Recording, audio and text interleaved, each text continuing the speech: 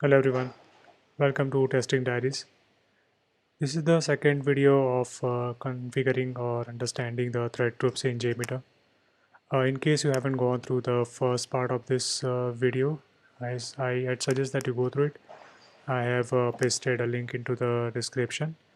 And in that video, I have explained all the different options which are being used in the thread group, JMeter thread groups.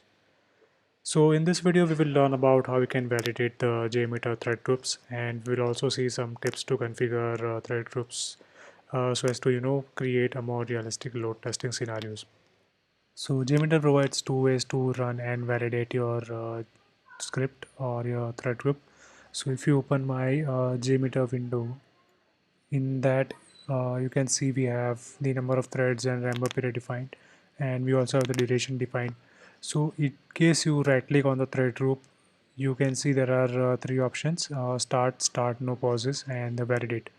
So the start will start a load test with this configuration, like 10 number of users and 10 ramp up time, and it will run the test for 20 seconds. But if you see, this is the start no pauses option. So what it will do is, in case we have anything time defined in the any of the request, it will ignore those thing time and run the script for 10 number of users. So right now I have defined the thing time of 2 seconds delay um, before the cat employees request. So if I run this like start the script with no pauses, it will ignore this particular thing time and run the script. So let's check it out. So I right click this and click on the start no pauses option, and you can see the scripts are being executed without any delay, like all the requests are being executed without any delays. Okay, so start no pauses option lets you run your script with the defined configuration without any delay in place. So for some reason, if you want to run your script without think time, you can use this particular option. The other option that we want to check is the validate option. So let's say before starting your actual load test, you want to validate that your environment is ready or whether your script is working properly or not. So you can use the validate option. So what it will do is it will run this entire flow of the JMeter script with one user only, and without any think time and without any ramp up period. And this will be looped only once. All these requests will be looped only once. So basically the script will run for one user with one ramp up time and duration of one loop count. Okay, so let's check that out. So I'll just right click on this and click on the validate option. So you can see the view results tree. Sorry, I haven't clear this. So you can see, I'll just click on validate, and you can see the get employees and get employee details request were run one time for one user. Okay, so validate option will let you validate whether your load test script is working properly or not. Okay, so ideally you should validate your script before starting your actual test so that you can make sure that your script is working properly for one user, and then you can scale your test for whatever number of users that you want to run with. Okay, now we will see how we can view the status of all the threads in JMeter. So to view the status of all the running threads or running users, running virtual users, you can check them in logs, and the logs can be enabled by clicking on this yellow icon or by going to the options and clicking on the log viewer. Okay, so I'll just click on the log viewer and the log window will be open. Similarly, if you click on this yellow panel, the log panel will be displayed. Okay, so right now we have number of threads as 10, and the number of ramp up period is like the ramp up period in seconds is 10. So each user will be ramping up to the system one, and we can view the status of all the running threads in the log viewer. So in let's start the script and see that. So at the start we have message that the thread started with the thread group one, and the one in the back, like the 1 2 3 4 5 id are the threads.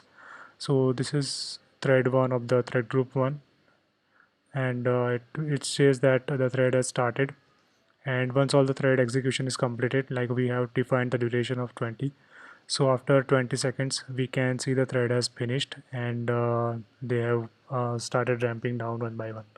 Okay, so we can check the thread status in the log viewer, and you can view the different details of the thread group in the log as well. So the details like for what number of threads you want to run the test, what is the ramp up definer, all those things. So this is how you can check the status of threads in the log view. So in case you see this message, the thread started, it says the thread group 1, and this is the thread number 2. This is again thread group 1, and this is the thread number 3. So thread group 1 is nothing but this one. So if we have, let's say, two threads, thread groups, what it will display in the log is thread 2 and the thread ID of that particular. So let's see that in action as well. So I'll just duplicate this particular thread group in the test plan, and when I run this, I will be able to see thread group 1 with all the threads, and thread group 2 will with all the threads. Okay, so I'll just keep the number of threads as 5 and ramp up as 5, so that we can see properly all the two thread groups threads. Okay, so let's clear all the logs and let's run it again. So now we can see we have thread group 1 and its second thread, thread group 2's second thread, and so on started.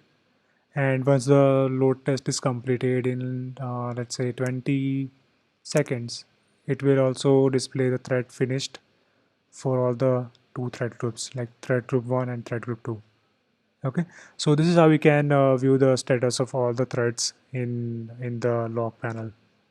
Now that we know how we can validate the JMeter script using different thread group options, let's see some of the tips to configure your JMeter thread group in a way that to make your JMeter script as effective and realistic as possible to the real life scenario.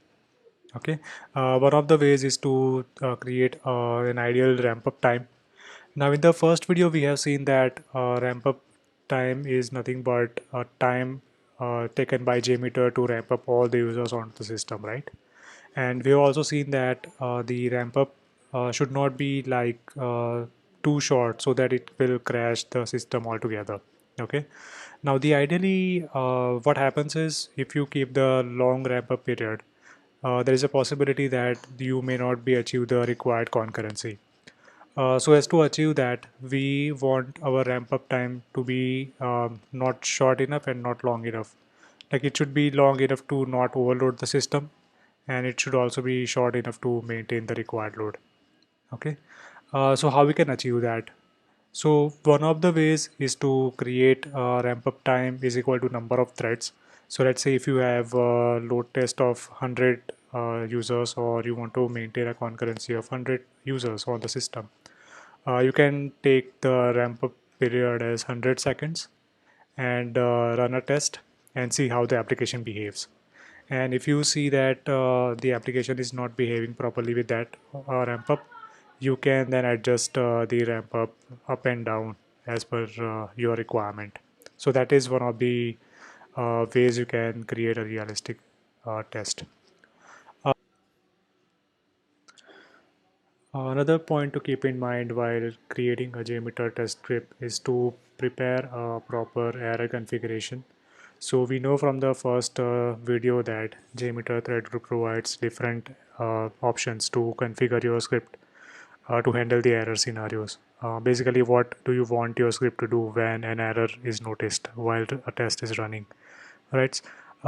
So maybe you can stop the test itself. Maybe you can stop the thread when the error is noticed. You can continue if the error is noticed. So there are some pointers to keep in mind while setting up this configuration. Basically, you can keep these 2 points in mind. Like you have to keep the test dependencies in mind. Now, suppose your application requires that the application flows in your system requires that you log into the application. In that case, let's say when a login request fails, you may not want to run the subsequent requests, right? So in that case, what you can do is you can keep the uh, option like the start next thread loop or stop thread option checked so as to avoid any false errors. Right, so this is how we can keep the test dependencies in mind and prepare the error configurations accordingly in the JMeter thread group. And while defining the error configuration in the thread group, we also need to keep in mind the workload profile. Now, let's say when you want to stop the thread itself in case of an error, it can negatively impact your workload profile, right? So maybe you want to generate 100 users concurrency on the system, but due to an error, your threads are stopping, and let's say you are only getting the concurrency of 90 users. So in that case, you want to avoid using the stop thread option or something like that. So you need to keep these points in mind while defining the error configuration in the thread group. And the last point is to preparing a steady state. So while the performance test is running, we want to keep the steady state as longer as possible because that's when we will be measuring the application performance while doing the performance test. So you want to make sure that you strive for a longer steady state by configuring the proper options in the thread group. Okay. So these are some tips to configure the thread group in JMeter. So I hope this video was helpful to you.